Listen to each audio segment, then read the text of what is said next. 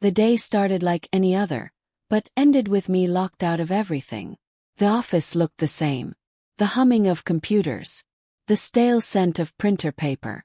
The morning sun casting golden stripes across my desk. But nothing was the same. Because the man who now stood in front of us was not my boss. He was my boss's son. And he had just inherited the company. "Good morning, everyone," he said, clapping his hands together like he was starting a motivational seminar. "As of this morning, I am the new CEO." A polite, scattered round of applause followed. I did not clap. Not because I was bitter, at least not yet, but because I already knew what kind of person he was. I had worked at Hamilton Tech Solutions for 17 years. I was there before his father even bought the building. I had helped build the infrastructure, wrote the very code the company ran on, designed the internal systems, and trained every new IT staff member myself. I was not just an employee. I was the backbone. But to Jason Hamilton, I was just another face in the crowd. An outdated relic from a time he wanted to erase. His father, Richard Hamilton, was nothing like him. Richard was old school but fair. He believed in loyalty. And he appreciated dedication. He was not a tech genius, far from it. But he knew the value of the people who made things run. When his health started declining, he stepped back and left the company in good hands. At least that is what he thought. I watched Jason as he strutted through the office like he was doing us a favor by existing. Designer suit, hair slicked back, jaw tight with smug ambition. He had a point to prove. And unfortunately that meant cleaning house. "Some changes are coming," he said with a fake smile. "Efficiency, optimization, streamlining, the usual. Some of you may not fit into the new vision of Hamilton Tech." I felt the eyes of my team drift toward me. They knew Jason never liked me. Not because I did anything wrong. On the contrary, I had caught one of his disastrous coding attempts during an internship he barely showed up for. I saved the company from a major system breach he nearly caused. I did not throw him under the bus back then. Maybe I should have. Later that afternoon I got the email. Meeting at 4 p.m. CEO's office. Jason Hamilton. I did not panic. Not yet. I gathered my notes and calmly walked in. He did not even look up when I entered. "Sit," he said coldly. "Sat." He closed his laptop with a smug little flourish and leaned back. "Lisa, you have been here a long time." "Yes, almost 2 decades," I said. He smirked. "Exactly. A long time to be doing what exactly?" "Patching legacy code. Babysitting the system." I stayed silent. I knew where this was going. He leaned forward, his voice sharper now. "I will not spend another dime on a worthless employee. You are done here." I nodded slowly, my heart pounding but my face calm. "Got it." Jason blinked, as if he expected me to beg or argue. When I did not, he smirked again. "Mart, at least you are not dramatic." I stood up, pushed the chair back gently and turned to leave. "Oh, and HR will reach out about severance," he added almost as an afterthought. Paused at the door. "Per the contract I signed with your father, severance is automatic. But you might want to check the terms of that agreement." He looked confused. But I did not wait for a response. I walked out. Not just from his office. From the entire building. And when I got home I opened my laptop. Because there was something Jason did not know. When Richard promoted me to head systems architect 3 years ago, he added a very specific clause to my contract. One Jason had not bothered to read. One that gave me control. Control over every internal system. Every access point. Every security layer. And if I was ever terminated without just cause, I had the legal right to wipe the slate clean. I was not vengeful by nature. But what Jason had done was not just cruel. It was stupid. Because now he would have to learn very quickly what this worthless employee was actually worth. I did not sleep that night. Not because I was upset. I had long since learned not to take corporate betrayal personally. But because I was preparing. Every system. Every line of code. Every security protocol I had designed over the years was now in my hands. Jason had no idea what he had signed off on 3 years ago. When Richard promoted me to head systems architect, I told him something very specific. If I'm going to take full accountability for every system this company depends on, I need protection. Richard agreed. He trusted me. He valued me. So together with the company's legal team, we drafted a clause that most CEOs would never allow. If I were ever terminated without just cause or severance as defined by the contract, I had full authority to revoke my access, shut down all administrator rights, and remove proprietary system integrations. In short, I could wipe it clean. The clause was buried halfway through the contract under emergency system governance. I doubted Jason had read past the title page. The next morning I woke up, brushed my hair, made some coffee and sat down at my desk.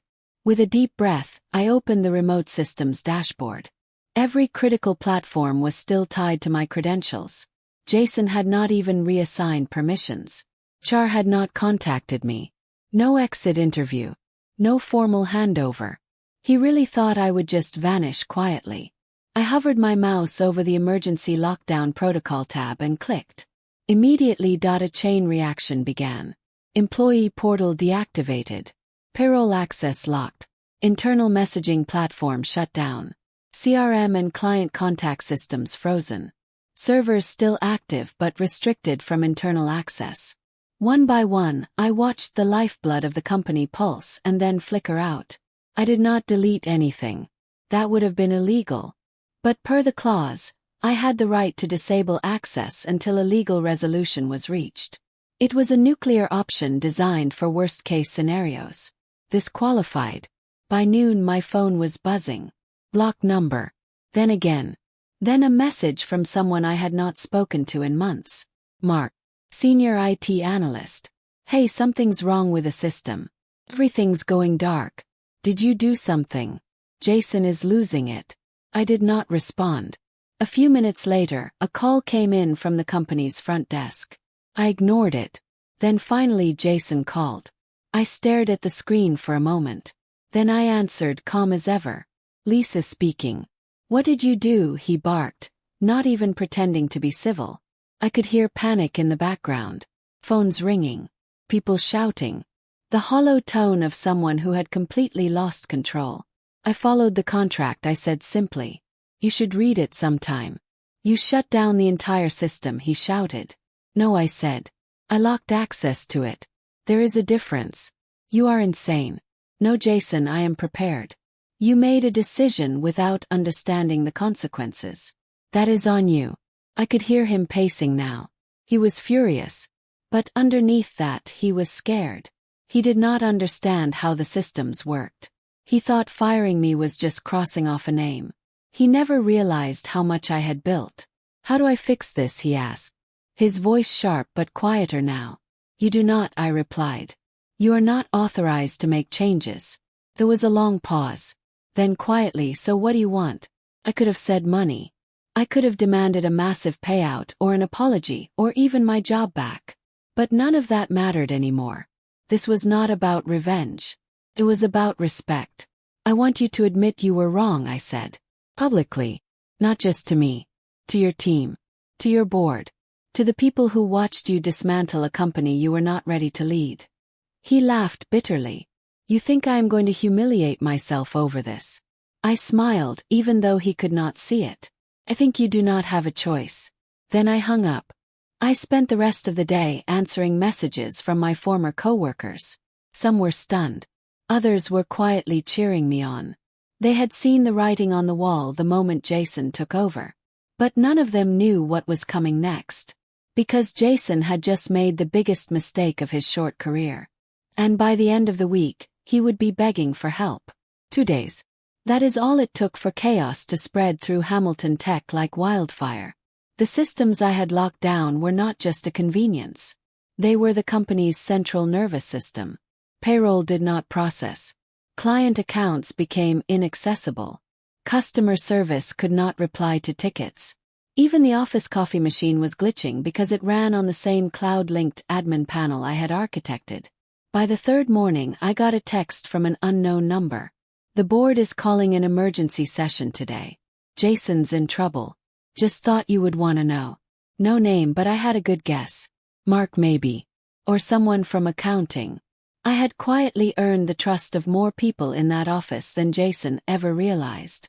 Meanwhile, I was back to my freelance consulting work. My own clients. My own hours. My peace. But as much as I tried to ignore it, a part of me kept refreshing the news alerts and company chatter. Because this was not just about justice anymore. This was about watching a house of arrogance fall brick by brick. Later that afternoon the call came. Not from Jason this time. From a private number.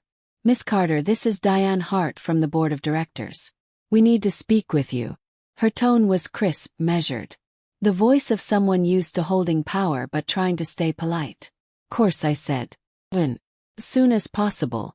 We would like to meet over video in the next hour if you are available. She was not asking. I joined the call in a crisp black blazer. Hair tied back. The same way I used to look when giving quarterly IT updates. 6 board members sat in sleek chairs behind polished mahogany tables. In the center of the screen, Jason, looking like a deflated version of himself. Collar loose. Is red. His swagger had vanished. Lisa, Diane began. We understand there has been a disruption to our internal systems. That is correct, I replied evenly. And you were the architect behind those systems. I said. For the past 6 years. And per the clause in your executive contract, you had authority to revoke access in the event of wrongful termination. Only under specific conditions. Yes, I said, leaning slightly forward. One of which was termination without severance. Jason shifted. I could tell he wanted to interject. But he did not. He could not. And you were offered no severance, Diane asked. I was not. Jason called me into his office, told me I was worthless, and that he would not spend another dime on me. Silence. A few board members exchanged glances. Someone coughed awkwardly. Diane turned to Jason. Is that true? Jason cleared his throat. Look, I did not think she would actually, he paused. Answer the question. He glanced away. I did not review her contract fully. I thought it was boilerplate. I raised my eyebrows. It was not. Diane took a slow breath. So just to clarify. The systems are not deleted but access is restricted. Correct, I said. They are secure. No data loss.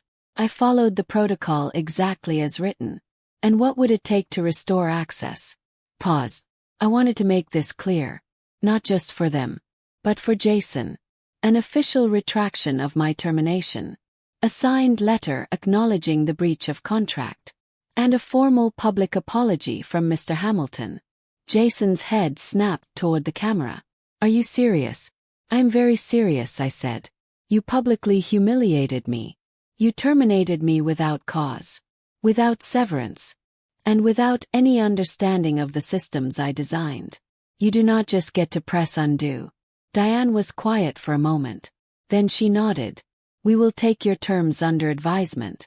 Thank you, Miss Carter. I logged off. That evening I took a walk. The sky was low with gray clouds. The kind of soft overcast that made the streetlights glow like halos. 17 years. That is how long I gave that company. Through late nights. System failures. Mergers and panic mode deadlines. I stayed. I delivered. I never asked for more than what I earned. And Jason dismissed all of it with a single sentence. But now he was learning something his father had understood from day one. Loyalty is earned, not inherited. I did not want to destroy the company. But I was not going to save it at my own expense.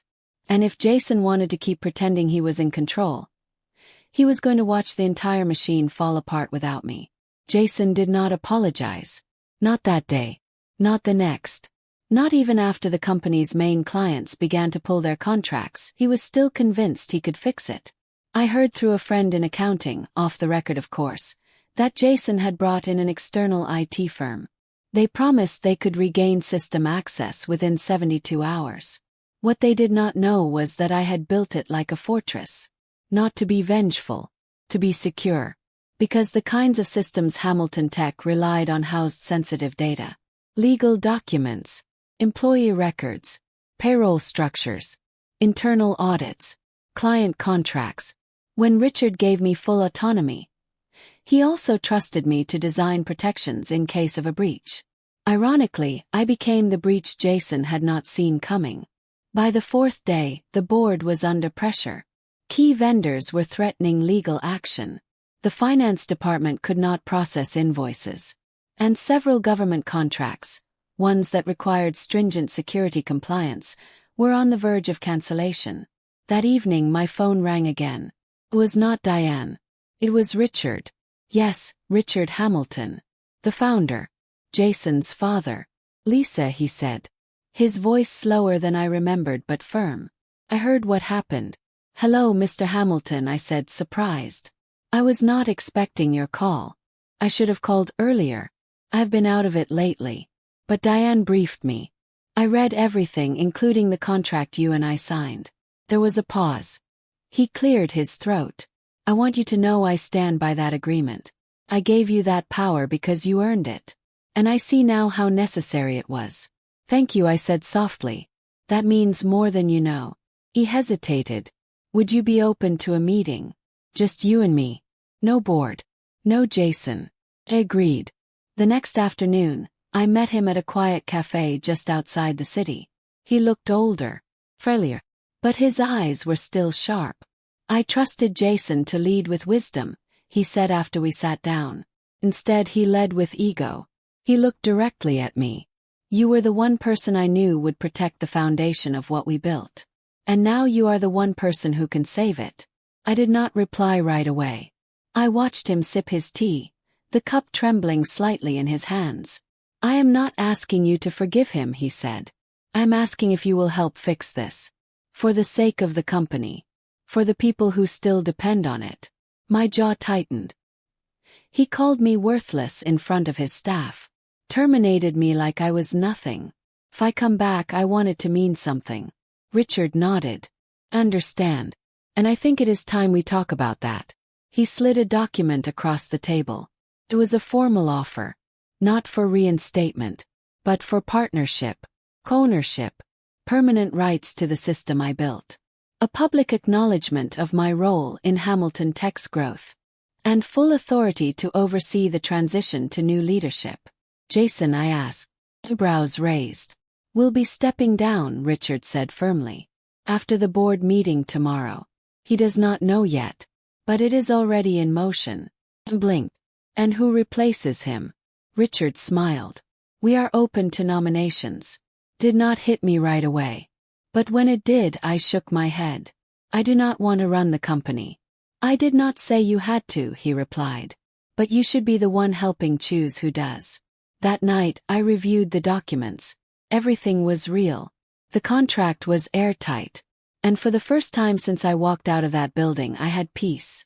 But I also had one more decision to make. The next morning, I stood in front of the board again. This time not as a disgraced employee. Or a desperate contractor. I stood as someone whose value had finally been acknowledged. Jason was there too. Hollow. Shoulders heavy. He did not speak. Diane turned to me. Lisa, do you wish to restore the system? He nodded. Under one condition. Which is that the entire IT department receives back pay for the hours they have worked trying to clean up someone else's mess. And that every engineer under my former team gets a raise and permanent status. Diane looked impressed. I entered the admin panel on my laptop. Typed a few commands. Hit execute. The lights flickered on at Hamilton Tech. The heartbeat returned. I looked at Jason one last time. He would not meet my eyes. I did not need him to. This was not his story anymore. The system was back online. Emails were flowing. Salaries were processed. Clients returned. From the outside, it looked like the storm had passed. But inside me, something still lingered. I should have felt triumphant. I should have felt powerful. But all I felt was tired. 17 years. 17 years of late nights and early mornings. Of eating lunch at my desk. Of fixing what others broke. Of holding up a company that never once made the effort to hold me back. And when I thought of how quickly Jason had tossed it all away with one sentence, I will not spend another dime on a worthless employee, A quiet ache settled behind my ribs. It was not about revenge anymore. It was about worth. And how easily the world can pretend not to see it. I spent the next week transitioning the IT systems over to a new team, one I personally helped hire. I did not want my name to be the only one holding up the infrastructure anymore. If I had learned anything, it was this: no one should ever be a single point of failure. Not even me. One afternoon I found myself back in the old server room. The hum of machines, the blinking lights, the faint chill of recycled air. It was all exactly how I remembered it. Except now I was not there to fix anything. I was there to say goodbye. Mark, my former colleague, found me there. I heard Jason moved out of the executive suite today. He said softly. He nodded. About time. He never said a word to anyone. Just packed up and left. Did you expect him to? I asked. Mark shrugged. Well, but I hope maybe he would at least say something to you. I do not need his words, I said. He already gave me a silence when it mattered. Mark smiled faintly. You know, we all watched what you did. Every single one of us. And we were not just impressed. We were proud. That caught me off guard. Proud. Yeah, he said. You stood up for all of us. For every employee who has ever been undervalued. For every woman who has ever been told she is just something. For everyone who has ever been discarded by someone who thought a title meant intelligence. I blinked. My throat tightened unexpectedly. You made us believe again, Lisa, he added. Had no words. Just a quiet, grateful smile. That weekend, I visited my parents' grave. I had not been in months. They were both teachers. Modest people who believed in effort over ego. When I first got the job at Hamilton Tech, they celebrated like I had won the lottery. When I worked late into the night, they brought me food. When I was overlooked for promotion after promotion, they told me to keep going. I sat down between the headstones and rested my palms on the grass. I did it, I whispered. Not just for me. For everyone like me. For every person who was told they were not enough. For every worker who got laid off with nothing but an empty box and a forced smile. For every unseen genius sitting in the back of a cubicle making everything run while someone else took the credit. I stayed for a while. Just breathing. Listening to the wind in the trees. Letting the silence wrap around me like a coat. The following Monday, I returned to the company one last time. Richard had asked me to come in. Not for work, but for a formal ceremony. They wanted to honor me. I had hesitated but eventually said yes. The entire company gathered in the main atrium. There were speeches, clapping, even a few tears.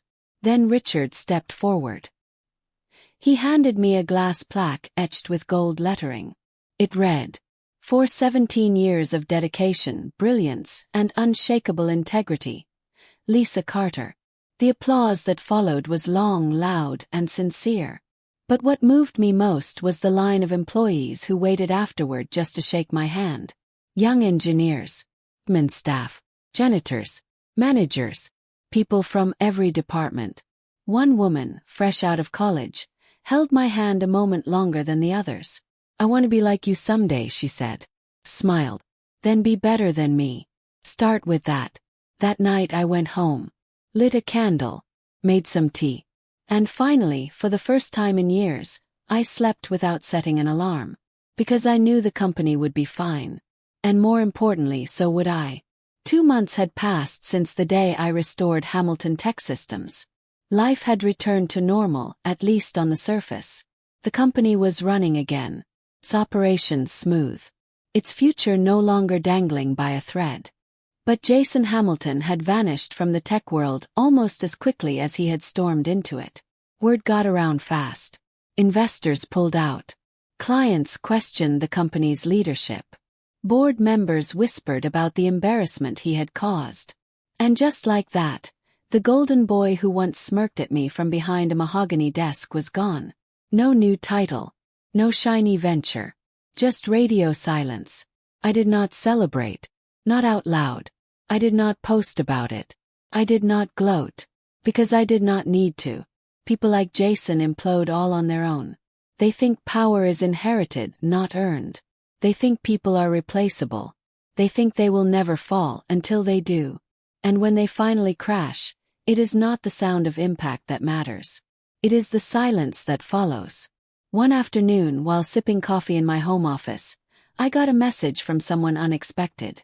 "Hey, it's been a while. Can I call Jason?" I stared at the message for a long time. I did not owe him anything. But curiosity got the better of me. Answered. His voice was quieter than I remembered. No arrogance. No smirk in his tone. Just exhaustion. "I know I am probably the last person you want to hear from," he began. "You are not wrong," I said calmly. There was a pause. I just wanted to say I was wrong about everything. I did not reply. I let the silence stretch. Let it sting a little. "I did not understand what you did. How much you carried. I thought I do not know that tech was just tools. Replaceable. I thought loyalty was optional." "It is not," I finally said. "Never was. I have lost everything," he admitted. "Even my dad does not return my calls anymore." "That is between you and him," I said. "Not my business." He sighed. "You do not have to forgive me. I just needed to say it." "Then say it clearly." He took a breath. "I'm sorry, Lisa. For disrespecting you. For underestimating you. For not reading the damn contract. You did not deserve any of that." I let his words hang there for a moment before answering. "Apology accepted," I said. "But do not mistake that for forgetting. I would not dare." And that was it. He hung up. I closed my eyes and let out a breath I had not realized I was holding. Not because I needed his apology, but because hearing it reminded me how far I had come. A few weeks later, I stood at the ribbon-cutting ceremony for my own company's new office, Carter Systems. It was not flashy. No marble floors. No glass walls. Just clean desks, fast computers, and a team of sharp, passionate engineers. Some of them from my old Hamilton team. Others, fresh graduates with eyes full of wonder. Gave a short speech. Nothing grand. Just the truth. "I built my career in the shadows," I said. "I was called just an employee. Overlooked. Undervalued. Underpaid. But I kept building. Because I believed in what I could do. Even when others did not." Paused. Looked around the room. "If there is one thing I have learned, it is this. Your worth is not determined by who sees you. It is determined by what you create. How you show up. And how you carry yourself when no one is watching." The applause that followed was not loud. But it was real. And in that moment I did not feel tired anymore. Felt whole. Today I spend my days mentoring young tech professionals. I teach them not just how to write code, but how to write contracts, how to protect themselves, how to say no, how to demand respect. Hamilton Tech still exists, but it looks different now. Richard quietly retired. A new CEO, a woman named Dana, took over. She reached out to me for guidance during the transition. I told her one thing. Take care of your people, and they will take care of the company. It is a lesson some never learn. And for others it changes everything. As for Jason, last I heard he was living in a studio apartment on the edge of the city. No one calls him Mr. Hamilton anymore. And in the tech world, his name is rarely spoken. But mine, it is on contracts now. On invoices. On systems. On the front door of a company I built from the ground up. Lisa Carter. Not a worthless employee. Not a forgotten name. But a builder. Fighter. A woman who rewrote her own ending. She was never just an employee. She was the foundation, the unseen architect, the quiet force that held everything together. And when they tried to erase her, she did not fight for revenge. She stood for respect, for truth, for everyone who had ever been overlooked. In the end, she did not just rebuild her life, she built a legacy. If this story moved you, share it with someone who needs a reminder of their worth. Subscribe for more powerful stories that prove resilience is louder than revenge. And remember, never let anyone tell you that you are replaceable.